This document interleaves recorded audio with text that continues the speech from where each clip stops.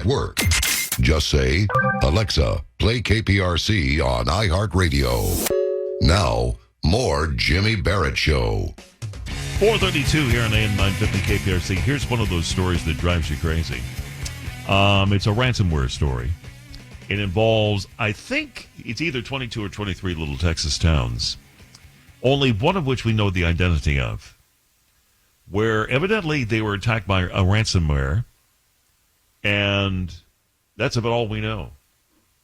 The one town that we do know is Keene, Texas. Keene is about 6,500 folks, about 40 miles south of Fort Worth. They have contracted, as most of these small cities do, had contracted its technology services to an out-of-town company, including the management of their computer systems. They'd never had been hit by something like this before. So when they showed up 8 o'clock Friday morning, this last Friday morning for work, turned on the computers and saw a mess of text, they thought it was a server problem. But when the city contacted the company that manages their server, they found out they were among several cities experiencing problems. The computer systems of more than 20 small Texas municipalities paralyzed in a coordinated cyber attack. This seems to be happening more and more often. I find it a little disconcerting that the state of Texas is refusing to identify who these cities are. Maybe there's a good reason for that. And our next guest would probably know that. He's a cybersecurity expert. His name is Keith Barthold. Is there a reason why Texas won't tell us who got hit? I would imagine just it's, kind of leaving it to those municipalities to report and probably considered a privacy issue for them. And so I guess Texas wanting to sort of give them independence in raising their hand or remaining anonymous. In other words, I'll let you all embarrass yourself. We're not going to embarrass you. Yeah, exactly. Because most of the time, doesn't this happen because one of their employees, whether it's at the company that's managing these sites for them, or it's a local employee, clicks on an email or some sort of a download they shouldn't have clicked on, and voila, they've got a problem? Correct. I mean, that's the majority of the issues of the infections occur from email. I mean, that's 80-90% of the threats are arriving through phishing-type emails or some sort of password theft, typically that's caused through email. That's not always the case, and the more and more we're learning about this attack, it sounds as if it was through a managed services company or a overall IT services company that was being paid by these cities to protect their systems and to manage their IT overall. Similar to my own company, DKB Innovative. I mean, that's what we do, and we recognize that we are a high-value target, because once you attack an IT services company, then you've got the keys to the kingdom to their clients, and that may be what happened in this case. All right. It sounds like that's probably what it is. At this point, Keith, I'm thinking that what happened is that the one thing that these old little Texas towns probably all have in common is they're probably all using the same IT company. Well, potentially, but there are a number of IT service companies out there that have a specific vertical focus, and some of those are for small municipalities. And it seems to be one of the factors that's in common with these towns is that they seem to be all using managed IT. Now, it hasn't been identified, what company it was that they're using, but I'm sure that news is going to come out soon.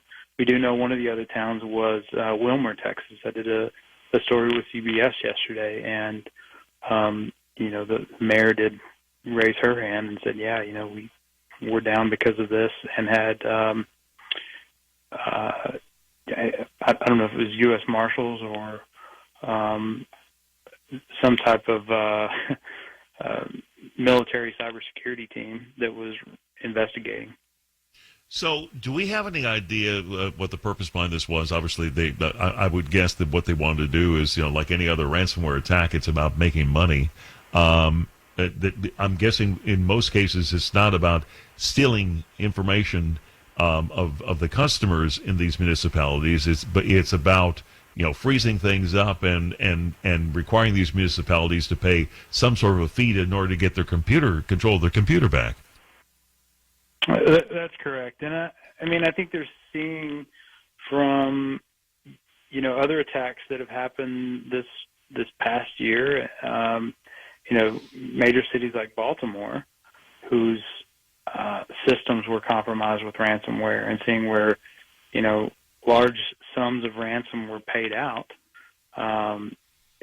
Hackers are seeing this as this is a pretty good opportunity to get rich quick by launching attack, and certainly by launching attack with smaller municipalities that are traditionally underserved from an IT and cyber defense standpoint.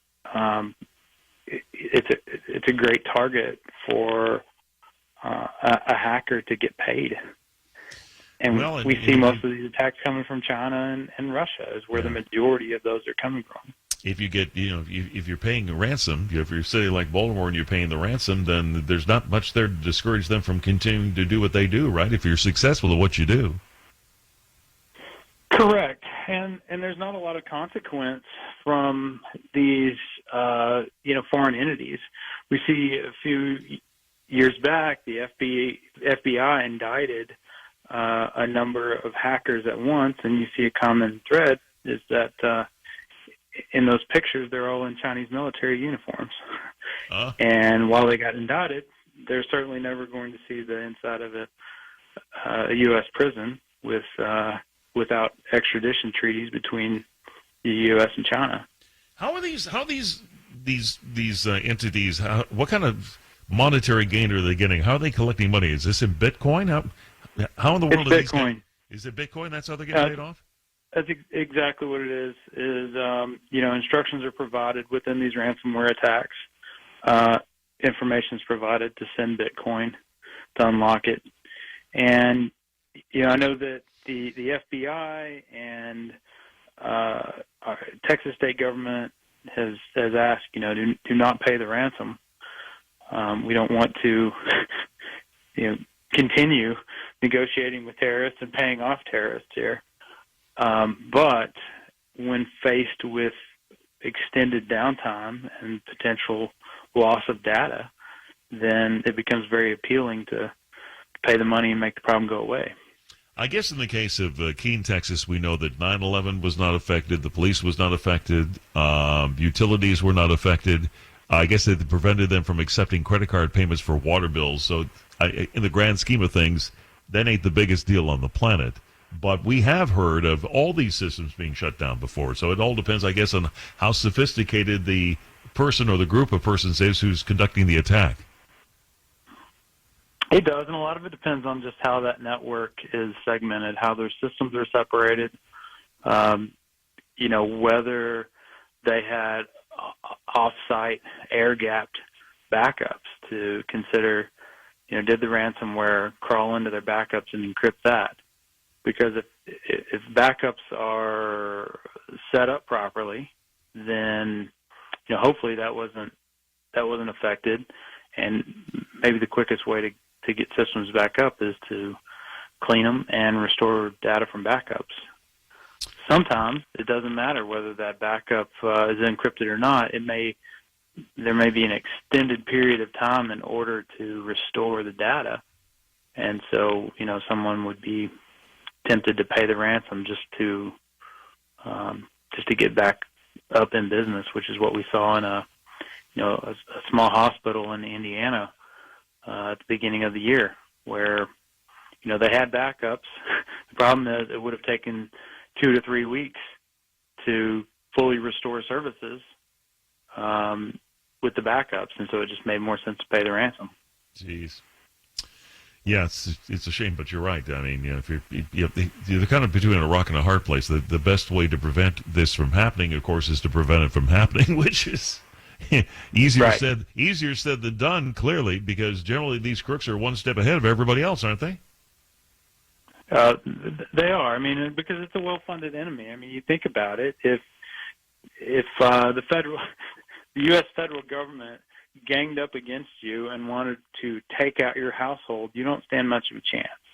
And when the Chinese military and Russian military and everyone out there on the dark web that wants to be a hacker and chooses this as a profession wants to attack everyone on the internet and whose systems, businesses and systems rely on uptime, they're going to have some success because they're a well-funded enemy and they've got a lot to gain. Okay. Well, I guess all you could do is try to keep up. Government entities don't always do a good job of having the latest, protections for their computer systems, but I'm sure they're all rethinking that now. Easier to spend money on that than it is to spend money trying to fix things. Thanks for joining me. Good to talk to you, Keith. Investment of cybersecurity. So. Yeah. Yep, cybersecurity expert Keith Barthold joining us here on AM 950. KPRC final segment coming up next. Stick around. Back with more in a moment.